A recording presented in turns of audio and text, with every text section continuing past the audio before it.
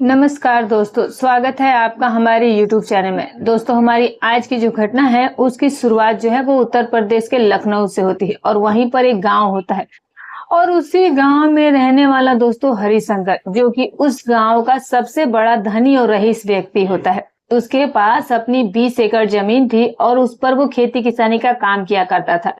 और इसी 20 एकड़ जमीन के दम पर इस व्यक्ति के पास बहुत अच्छे खासे पैसे भी हो चुके थे। लेकिन दोस्तों, जो वो हरिशंकर था वो बहुत ही ज्यादा शौकीन था शराब कबाब और शराब का। गांव के भी लोग इसकी इज्जत नहीं किया करते थे, क्योंकि जो हरिशंकर था वो गांव की महिलाओं में कुछ ज्यादा ही रुचि रखा करता था। अब गांव में जो भी खूबसूरत महिला उसे दिख जाया करती थी तो वो उसे पैसे के बल पर उस खूबसूरत महिला को अपने बिस्तर तक ले आता था। और दोस्तों, जो उसका चरित्र था वो इस कदर से पूरे गांव में खराब हो चुका था कि कोई भी लोग जो थे वो उसे पूछा तक नहीं करते थे। अब हरिशंकर के परिवार में इसके 2 बेटे भी होते हैं, जिसमें बड़े बेटे का नाम मोहन और छोटे बेटे का नाम जो है वो संदीप होता है। अब बड़ा बेटा जो था वो 4 साल पहले एक दुर्घटना में उसकी मौत हो चुकी थी और अब जैसे ही बड़े बेटे की मौत हो जाती है तो फिर जो उसकी पत्नी रचना होती है वो अब घर में बिल्कुल अकेली पड़ जाती है। रचना फिर भी इस घर के अंदर अकेली ही जिंदगी जीना शुरू कर देती है। अब रचना का बस इसी बात का लालच था कि जो उसके ससुर है वो उसके पास 20 एकड़ जमीन है और जैसे ही उसका ससुर जो है वो इस दुनिया से जाएगा तो फिर आधी जमीन जायदाद जो है वो उसके पास चली जाएगी। और इसी वजह से जो रचना थी वो इसी घर में रह रही थी, अपने ससुराल में रही थी। लेकिन दूसरी तरफ जो उसका देवर संदीप था उससे भी लकवा मार गया था और उसके वजह से उसका जो देवर था वो चारपाई पर ही लेटा रहता था। लेकिन जो संदीप की पत्नी सोनी थी वो काफी ज्यादा उदास परेशान रहा करती थी, क्योंकि जो उसका पति था वो हमेशा ही चारपाई पर लेटा रहा करता था। और इसी वजह से आगे चल करके दोस्तों, जो वो ससुर था वो अपनी दोनों ही बहुओं के साथ बहुत बड़े बड़े कांड करने वाला था, जिसके बारे में कोई कुछ भी नहीं जानता था।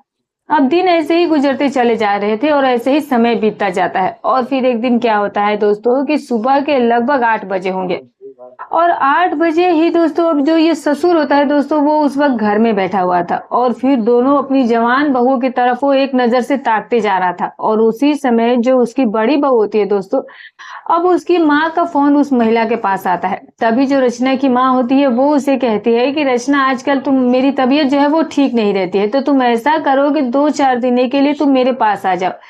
तभी जो रचना होती है वो अपनी माँ से कहती है कि ठीक है, मैं अपने ससुर से पूछ करके देखती हूँ और अगर ससुर जी मान जाते हैं तो फिर मैं आपके पास आ जाती हूँ। इसके बाद दोस्तों जो ये रचना होती है वो उसी समय अपने ससुर के पास जाती है, जो कि सामने ही चारपाई पर बैठे उसे टकटकी लगाए देखे जा रहे थे। ससुर से कहती है कि मुझे मायके जाना है, कुछ 2-4 दिनों के लिए मुझे वहां पर जाना पड़ेगा, क्योंकि मेरी माँ की जो तबीयत है वो कुछ ठीक नहीं है। तभी जो उसका ससुर होता है वो अपनी बहू से कहता है कि ठीक है, फिर चलो, मैं तुम्हें खुद छोड़ करके आ जाता हूँ। तभी उसकी बड़ी बहू कहती है कि नहीं नहीं, मैं बस के माध्यम से चली जाऊंगी। लेकिन फिर उसी समय जो उसका ससुर होता है दोस्तों वो कहता है कि तुम्हें मेरे साथ चलने में क्या दिक्कत हो रही है। तभी दोस्तों जो रचना होती है वो कहती है कि ठीक है ससुर जी, कोई बात नहीं, आप ही लेकर चलिए, मैं आप ही के साथ चलती हूँ। और फिर वो अपने मायके उनके साथ जाने के लिए तैयार हो जाती है। और इस तरीके से उसका ससुर इस बात को सुन करके खुश हो जाता है, क्योंकि उसके दिमाग में कुछ और ही चल रहा था। अब वो रचना को इस बारे में कुछ भी नहीं पता था। अब इसके बाद जो रचना होती है वो अपने ससुर से कहती है कि ठीक है, मैं अभी तैयार होकर के थोड़ी देर में आती हूँ।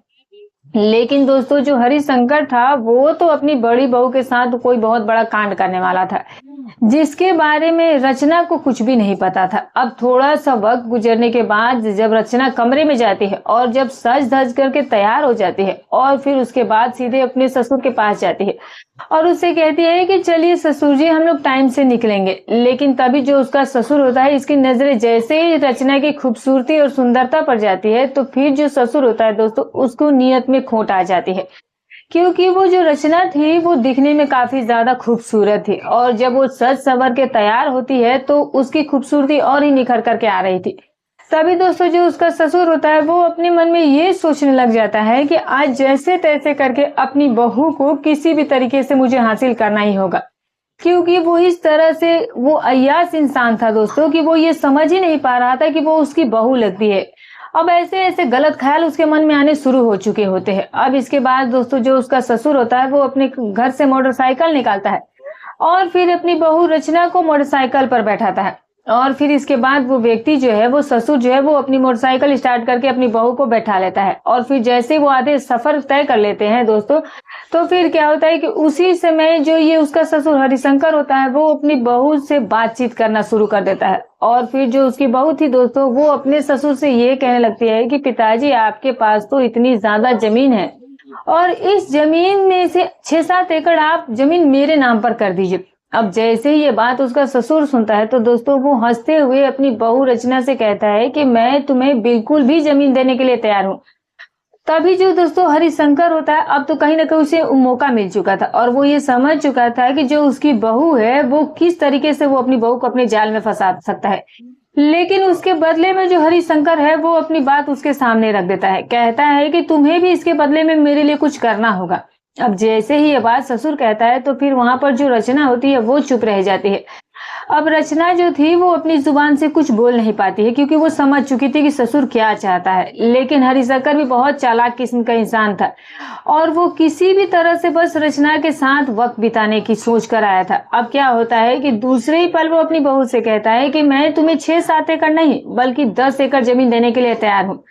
अब जैसे ही उसकी बड़ी बहू ऐसी बात सुनती है तो ये सुनकर के वो काफी ज्यादा खुश हो जाती है। लेकिन उसके बाद दोस्तों जो उसके सामने उसका ससुर शर्त रखता है, वो सुनकर वो एकदम से होश उड़ जाते हैं।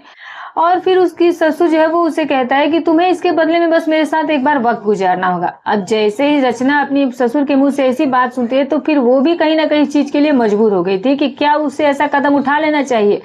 अब रचना भी कुछ कम नहीं थी। अब वो भी इस जमीन जायदाद के पाने के लालच में किसी भी हद तक जाने के लिए तैयार हो गई थी, क्योंकि उसके पति को भी गए हुए लगभग 4 साल हो गया था, लेकिन सिर्फ और सिर्फ जमीन जायदाद के लिए ही वो अपने ससुराल में अकेली रह रही थी।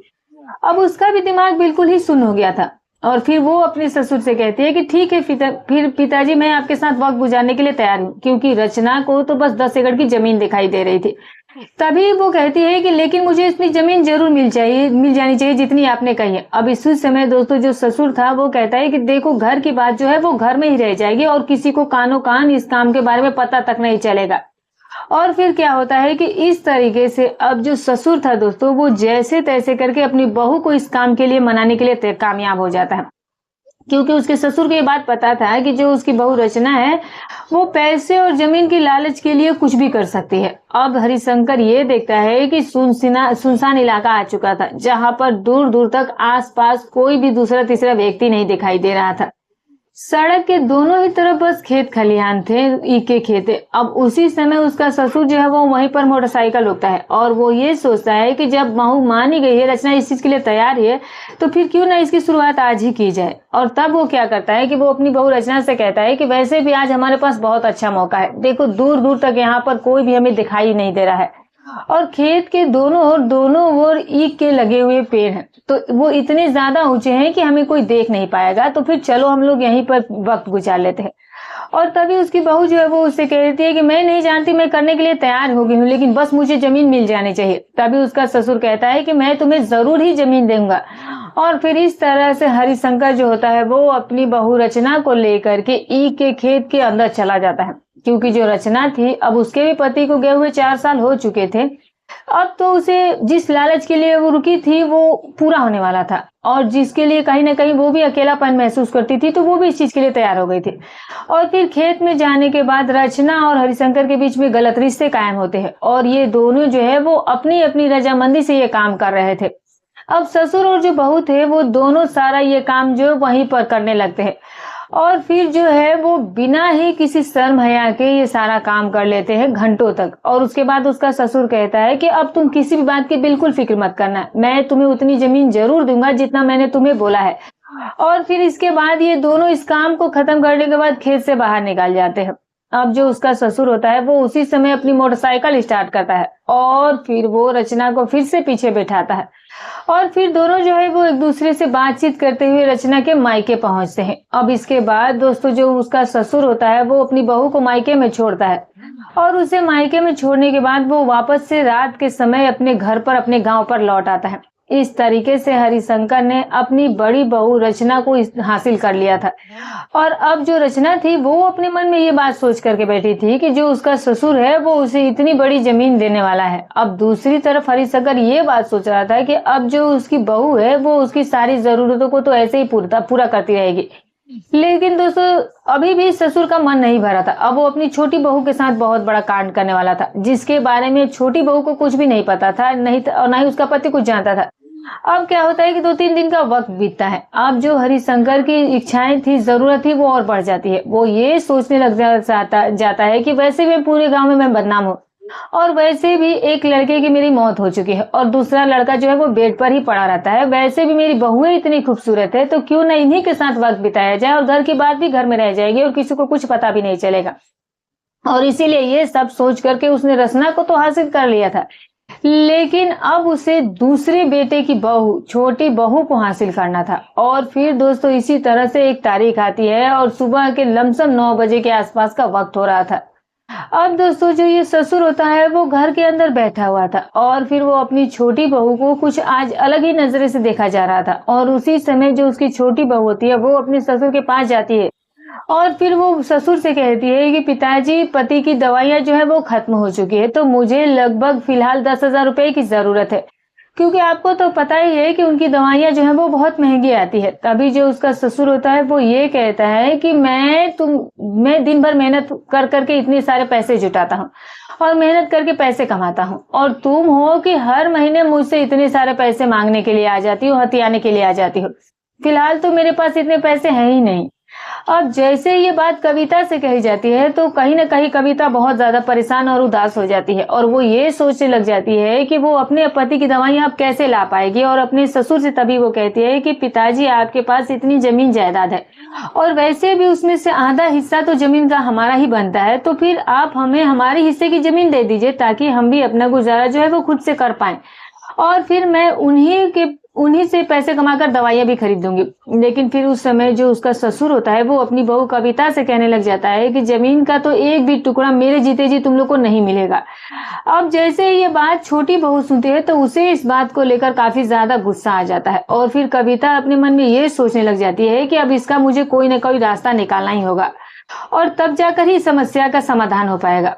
और फिर क्या होता है कि जो ये कविता होती है वो परेशान होकर के वापस से अपने पति के पास जाती है और फिर पति से जाकर के वो कहती है कि तुम्हारे पिता ने मुझे दवाइयों के पैसे देने से साफ साफ मना कर दिया है, तो अब मैं तुम्हारे लिए कहाँ से दवाई लाऊं। और उसी समय जो उसका पति था वो चारपाई पर लेटा हुआ पिता से कहता है कि पिताजी, अगर आपको पैसे नहीं देने हैं तो मत दीजिए, आप हमें हमारे हिस्से की जमीन दे दीजिए ताकि हम उसी से कमाई करके कुछ पैसे कमाएं और इसी से मैं अपनी दवाइयों का भी उपाय कर सकूं।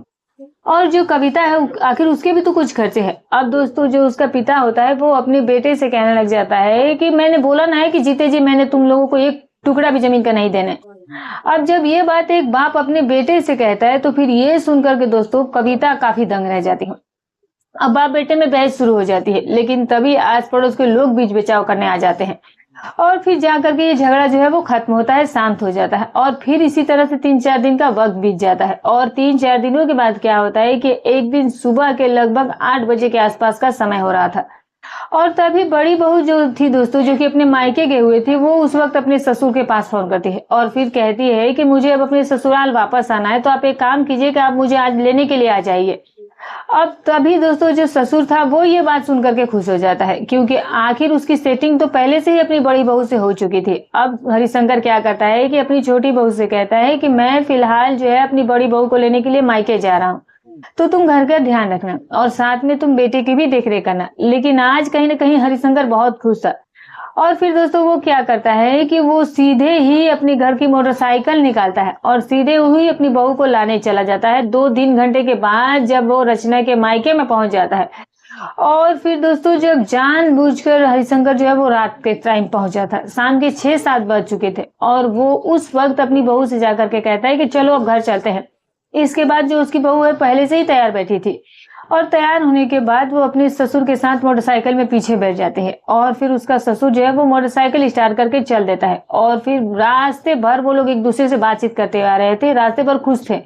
अब क्योंकि अंधेरा भी हो चुका था और इसके बाद दोस्तों जो ये ससुर होता है वो अपनी बहू से कहता है कि बहू देखो आज भी मैं हमारे पास अच्छा मौका लगा हुआ है, वैसे भी गांव भी नजदीक है और यहाँ भी सुनसान ही इलाका है, यहाँ पर आसपास में देखो कोई दिखाई भी नहीं दे रहा है, तो चलो खेत में चलते हैं और खेत में चल करके अपना कुछ काम कर लेते हैं, अपनी जरूरतों को पूरा कर लेते हैं। अब उसके बाद दोस्तों जो वो ससुर होता है अब वो उसी खेत में अपनी गाड़ी रोक देता है और फिर कुछ वक्त गुजारने के लिए अपनी बहू को वहां पर उतार लेता है। लेकिन तभी उसकी बहू कहती है कि मैं इतना चाहती हूँ कि मुझे जमीन चाहिए और आप चाहे मेरे साथ जब जो कहे मैं करने की तैयार हूँ। तभी ससुर कहता है कि तुम तो बिल्कुल भी इस बात की फिक्र ही मत करो। और फिर उसके बाद दोस्तों जो ये हरिशंकर होता है वो अपनी बहू को लेकर के खेत में जाता है और वहीं पर एक खेत में चारपाई पड़ी हुई थी और जो ससुर होता है वो अपनी बहू को उसी चारपाई पर ले जाकर बैठाता है और फिर दोनों जो है वो आपस में एक दूसरे के साथ वहीं पर बातचीत करना शुरू कर देते हैं और ये दोनों मिलकर के इस काम को तब तक वहां पर अंजाम देते हैं जब तक का दोनों का मन नहीं भर जाता है, जब तक कि इनकी सारी बातें जो है वो खत्म नहीं हो जाती हैं। क्योंकि अब रचना की भी इसमें फुल रजामंदी थी, उसे भी इन चीजों की जरूरत थी और वो उसे अब उस माध्यम से मिल रही थी। और फिर जैसे उन दोनों का ये सारा काम खत्म हो जाता है तो फिर उसी समय जो उसका ससुर होता है बहू से कहता है कि बहू चलो बहुत रात हो चुकी है, अब जल्दी से घर चलते हैं। और फिर इसके बाद रचना जो है अपने मोटरसाइकिल पर ससुर के बैठती है और फिर उसका ससुर जो है वो अपने गांव वापस से लौट करके घर आ जाता है। अब रचना घर पर आती है और सीधे जाकर के छोटी बहू से मिलती है और फिर वो कविता से हंसते हुए कहने लगती है कि कविता तुम्हें पता है कि ससुर जी मुझे मेरे जमीन का हिस्सा देने के लिए तैयार हो गए हैं, लेकिन अब जैसे ही ये बात छोटी बहू यानी कि कविता सुनती है तो फिर कविता ये सुन करके दंग रह जाती है, उसे इस बात पर यकीन नहीं हो रहा था। और उसके बाद क्या होता है कि अभी कविता जो कहती है अपनी जेठानी से कि आप झूठ बोल रही हो, ससुर जी किसी को जमीन ज्यादा नहीं देने वाले हैं, वो तो बस आपको बेवकूफ बना रहे होंगे, वो जमीन का एक टुकड़ा भी आपको नहीं देने वाले हैं। तभी उसी समय उसकी जेठानी कहती है कि ससुर जी ने मुझे जमीन देने का मुझसे वादा किया है, मुझसे इस बारे में बात की है। और फिर इसके बाद क्या होता है कि जो ये कविता और जो ये रचना होते हैं वो दोनों आपस में काफी देर तक बातचीत करते हैं, पूरी रात ऐसे ही गुजर जाती है। और अब जैसे ही अगला दिन आता है तो सुबह के तकरीबन 9 बजे हुए थे और तभी जो उसका ससुर है वो अपने खेत में से वापस घर आ चुका था। और फिर उसी समय क्या होता है कि रचना जो है वो अपने ससुर के पास जाती है और फिर वो उसे कहती है कि पिताजी मुझे लगभग 5,000 रुपए की जरूरत आ पड़ी है, क्योंकि आज मुझे शहर में जाकर के अपने लिए कुछ कपड़े वगैरह खरीदने हैं। अब जैसे ही दोस्तों रचना अपने ससुर से इतने सारे पैसे मांगती है तो वैसे ही फटाक से उसके ससुर जो है 5,000 रुपए दे निकाल देते हैं, बल्कि 1-2 हजार उससे ज्यादा दे देता है। और फिर अपनी जो बड़ी बहू है उसे कहता है कि जाओ बेटा जितने मन करे उतना शॉपिंग करके आओ, उतनी समय जाकर के जल्दी से कपड़े खरीद लो। और वहीं पर पीछे में कविता खड़ी थी और कविता ये सारा नजारा देख रही थी। अब कविता जो थी वो अपने मन में ये सोचने लग जाती है कि जो इसका ससुर है वो 5 रुपए भी किसी को मांगने पर नहीं देने वाला व्यक्ति है, और जो दीदी है उसने जब उसे 5,000 रुपए मांगे तो उसके बदले में उसे 6-7 हजार रुपए तक दे दिए। यहाँ कुछ ना कुछ तो बात है, दाल में कुछ ना कुछ तो काला है या फिर पूरी दाल ही काली है। अब यही बात छोटी बहू को खटकने लगती है। अब दोस्तों जो ये छोटी बहू कविता होती है कहीं ना कहीं ये चीजों को समझ गई थी और अब वो इस बात का अंदाजा लगाती है कि जो रचना है उसके ससुर के ही साथ वो कुछ ना कुछ रिश्ते बना रही है और बस इसी वजह से जो उसका ससुर है उसे ऐसे पैसे दे रहा है। लेकिन दूसरी ही पल कविता इस बात को भी सोचती है कि जब उसकी जेठानी अपने ससुर के साथ ऐसे वक्त बिता सकती है तो फिर मैं भी ऐसा काम कर सकती हूँ। और फिर इस तरीके से दोस्तों कविता भी गलत रास्ते पर जाने के लिए तैयार हो जाती है। अब उनको लालच इतनी ज्यादा आ चुकी थी कि दोनों की दोनों बहुएं जो थी वो ससुर के साथ रिश्ते कायम करने के लिए तैयार हो गई थी, क्योंकि अब कविता ये सोचने लगी कि अगर ऐसे ही चलता रहा तो फिर जो मेरे ससुर है वो तो मेरी जितनी भी प्रॉपर्टी है बल्कि उसी को वो सारे नाम कर देंगे और मुझे कुछ मिलेगा ही नहीं। और बस यही सोच करके दोस्तों जो ये कविता होती है थोड़ी देर तक वक्त गुजारने का डिसाइड कर लेती है अपने ससुर के ही साथ जाकर। अब खुद ही जो कविता होती है वो अपने ससुर के पास जाती है और फिर अपने ससुर से कहती है कि मुझे भी मेरे जमीन का हिस्सा चाहिए, अब जो आपको दीदी दे रही है वो मैं भी आपको दे सकती हूँ। और उसके बाद दोस्तों जब ये ससुर सुनता है तो ये सुनकर के खुश हो जाता है, क्योंकि अब तो उसकी दोनों ही बहुएं उसके साथ सब कुछ करने के लिए तैयार हो गई थी। अब दोस्तों जो ससुर था वो उस समय अपनी छोटी बहू से कहता है कि फिर ठीक है मैं अभी खेत से आता हूँ, तब तक तुम इस चीज के लिए तैयार हो जाओ। और उसके बाद दोस्तों आज अपनी सारी जरूरत और अपनी सारी इच्छाएं उसको बिन मांगे पूरी हो रही थी। अब उसी समय हरिशंकर जो है वो अपने घर से मोटरसाइकिल निकालता है और फिर सीधा ही वो शराब के ठेके पर जाता है। वहां से वो शराब खरीदता है और शराब खरीदने के बाद वो सीधे खेत में जाता है और वहीं पर बैठ करके वो शराब का सेवन करना शुरू कर देता है। जैसे ही आधे घंटे का समय बीत जाता है तो फिर उसी समय वहां पर दोस्तों जो कविता होती है वो अपने घर से सज धज के बाहर आती है। अब कविता जो है वो अपने खेत की तरफ जाती है और जैसे ही वो खेत में पहुंचती है तो फिर जब उस ससुर की नजर उस बहू पर पड़ती है तो फिर वो उसकी खूबसूरती और सुंदरता को जब वहां पर देखता है तो फिर उसकी नीयत में बहुत बड़ी कमी आ जाती है। और उसके बाद क्या होता है कि जो फिर उसका ससुर होता है दोस्तों, वो अब कविता को वहीं पर चारपाई पर बैठाता है और फिर उससे कहता है कि अब मैं तुम्हारे भी साथ अपने सारे काम करूंगा। अब शराब के नशे में भी वो धुत था, लेकिन फिर भी कविता को किसी चीज से ऐतराज नहीं करती है। और कविता जो है वो अपने ससुर से कहती है कि मुझे जमीन इसके बदले में कब तक मिलेगी। तभी उसका ससुर जो है वो कहता है कि 1 महीने के अंदर अंदर तुम दोनों को ही तुम्हारी जमीन मिल जाएगी। और इसके बाद उसका ससुर कहता है कि चलो पास ही में ईख का खेत है तो वहीं पर चलते हैं। और उसके बाद में दोस्तों जो उसका ससुर होता है वो बहू को लेकर के सीधे वहीं खेत में चला जाता है और वहां पर जाने के बाद इन दोनों के बीच में गलत रिश्ते कायम होते हैं। अब जो कविता और जो हरिशंकर थे वो दोनों ही मिलकर के इस गलत काम को वहां पर कई घंटों तक करते हैं और फिर बिना किसी शर्म लाज के वापस से वो लोग खेत से बाहर निकलते हैं। और फिर हरिशंकर जो है वो कविता को खेत से बाहर लेकर आता है और कहता है कि अब तुम घर जाओ। अब दोस्तों इसके बाद जो कविता थी वो घर पर आकर के अपने घर के कामकाज करने लग जाती है। अब तो हरिशंकर के दोनों ही हाथों में लड्डू थे। अब उसे जब जो चाहिए था वो उसे उस टाइम पर मिल जाता था। अब कविता भी अपनी इस बात को मन में ठान चुकी थी कि जो हरिशंकर है वो उसे आधी जमीन देने के लिए तैयार हो चुका है। लेकिन दूसरी तरफ जो हरिशंकर था वो इस बात को सोचने लग जाता है कि अब तो दोनों ही बहुएं उसके साथ समय बिताना शुरू कर चुकी हैं, उनकी सेवा करना शुरू कर चुकी है। अब इसी तरीके से उसकी जरूरतें भी पूरी हो जाया करेगी। और अब हरिशंकर का भी मन करता है था कि वो कविता के साथ ऐसे काम करे ताकि उससे कविता को भी अच्छा लगता था। अब जब भी मौका मिलता तो वो अपनी बड़ी बहू रचना के भी साथ टाइम बिता लिया करता था और इसी तरह से वो कविता के भी साथ बिता रहा था और धीरे धीरे समय ऐसे ही बीतते जा रहे थे। और फिर क्या होता है, धीरे धीरे टाइम भी बीतता जा रहा था और फिर क्या होता है कि एक दिन ऐसा भी समय आ जाता है कि सुबह के 9 बज रहे होते हैं। अब जो हरिशंकर था वो एक ऐसा व्यक्ति था जो कि बहुत सारी महिलाओं के साथ पहले भी वक्त गुजार चुका था। अब हरिशंकर का मन जो था वो इन सब कामों से जल्दी ही भर जाया करता था, वो जल्दी ही औरतें चेंज कर दिया करता था और अब इस तरह से वो दूसरी महिला की तलाश शुरू कर देता है क्योंकि जो अब उसकी बहुएं थी अब उससे उसका कहीं ना कहीं मन भरने लगा था। अब सुबह के लगभग 10 बज रहे थे। अब जो हरिशंकर था वो अपने खेत में जाता है और फिर खेत में काम काज कर रहा होता है और तभी उसका जो एक दोस्त होता है जिसका नाम सुनील होता है वो खेत में आ जाता है। और खेत में आने के बाद सुनील जो है वो अपनी दोस्त हरिशंकर से कहता है कि हरिशंकर चलो आज खेत में बैठ करके पार्टी करते हैं, दारू पीते हैं। और फिर उसके बाद दोस्तों हरिशंकर इस चीज के लिए मान जाता है और हरिशंकर और जो सुनील होते हैं वो दोनों बैठ करके मोटरसाइकिल पर बैठकर सीधे शराब के ठेके पर जाते हैं। वहां से ये लोग शराब खरीदते हैं और फिर वापस से खेत में जाते हैं और वहां पर बैठ करके दोनों ही शराब पीना शुरू कर देते हैं। लेकिन जैसे ही सुनील और हरिशंकर को गहरा नशा हो जाता है तो भी हरिशंकर कहता है कि सुनील खेत में भी इस वक्त किसी महिला की जरूरत पड़ती है, कि होनी चाहिए थी। तभी जो सुनील है वो कहता है कि हमारे गांव में एक खूबसूरत विधवा महिला रहती है, तुम चाहो तो मैं उसे यहाँ पर बुला सकता हूँ और हम दोनों के साथ वक्त बिता लेंगे। अब जैसे ही हरिशंकर अपने दोस्त की ऐसी बात सुनता है तो वो खुश हो जाता है और फिर जो हरिशंकर होता है वो अपने दोस्त सुनील से कहता है कि ठीक है फिर उस महिला को यहाँ पर फौरन बुलाओ। और उसके बाद जो सुनील है वो उस महिला के मोबाइल पर फोन करता है और फिर उससे कहता है कि हम दोनों यहाँ खेत में बैठे हुए हैं, तुम्हें यहाँ पर आना है और हमारे साथ वक्त बिताना है और उसके बदले में हम तुम्हें अच्छे खासे पैसे भी देंगे। अब दोस्तों जो वो महिला होती है वो भी एक तरह से धंधा करने वाली महिला थी, तो वो कहती है कि 4,000 तुम दोनों को लगेंगे। तभी जो सुनील है वो कहता है कि तुम पैसे की फिक्र मत करो, बस तुम जल्द से जल्द हरिशंकर के खेत में आ जाओ। और इसके बाद क्या होता है कि वो जो महिला होती है वो उसी समय अपने घर से बाहर निकलती है और फिर सीधे खेत में चली आती है। अब जब ये सुनीता को दोनों बैठा कर ये दोनों दोस्त वहां पर शराब पिलवाते हैं और जब तीनों को ही गहरा नशा हो जाता है तो फिर जो सुनीता होती है वो इन तीनों के पास उठकर कहती है कि पहले वो पैसे दो उसके बाद काम।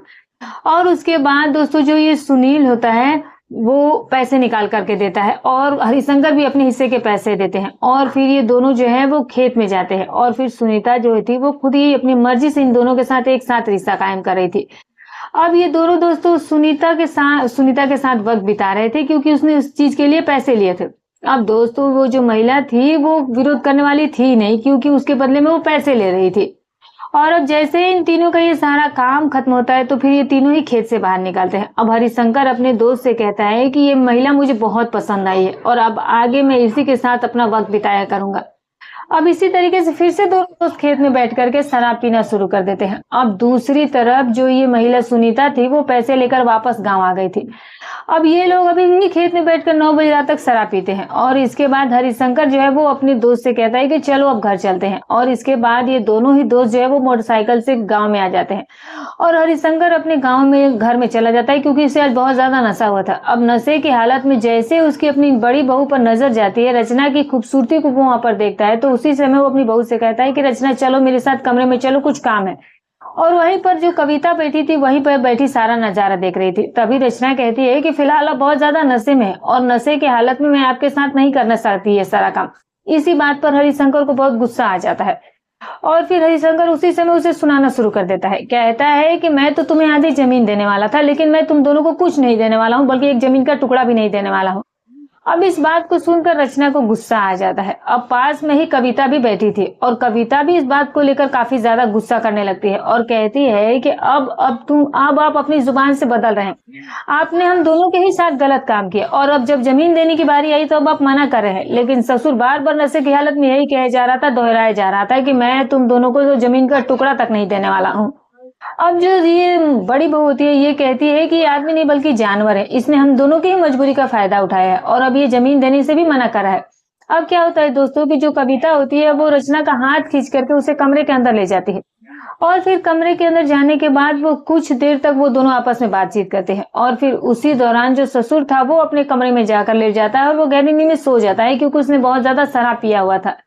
लेकिन दूसरी तरफ रचना और जो कविता थी वो अपना प्लान बना चुकी थी। अब रात के तकरीबन 1 बजे के आसपास का वक्त हो रहा था और रचना जो है वो उसी समय रसोई में जाती है और रसोई के अंदर से वो एक चाकू उठा लाती है और चाकू ले जाकर के वो सीधे वो कविता के कमरे में जाती है और कहती है कि चलो आज ससुर का काम ही तमाम कर देते हैं। अब इस चीज के लिए दोनों बहुएं एक दूसरे से राजी हो जाती हैं और फिर दोनों बहुएं अपने ससुर के कमरे में जाती है और फिर उसके हाथ पैर रस्सियों से बांध दिए जाते हैं और फिर जो बहू थी वो उसके साथ जो है वो हथियार से वार करना शुरू कर देती है और ससुर के मुंह में वो लोग कपड़ा भी ठूस देती है ताकि वो चिल्ला ना सके।